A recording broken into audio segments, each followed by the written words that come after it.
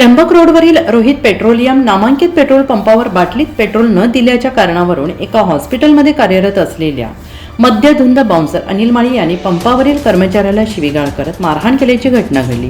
या प्रकरणाची माहिती तात्काळ सातपूर पोलीस स्टेशनला देण्यात आली असून पुढील तपास सुरू आहे। प्राथमिक माहितीनुसार बाउन्सर बाटलीत पेट्रोल भरण्यासाठी पंपावर आला असता पंपावरील कर्मचाऱ्यांनी बाटलीत पेट्रोल देत नाही असं सांगितले असता संतापलेल्या बाउन्सर आणि अनिल माळी यांनी पंपावरील कर्मचाऱ्यांशी वाद घालत मारहाण केली आणि ही घटना सीसीटीव्ही मध्ये कैद झाली।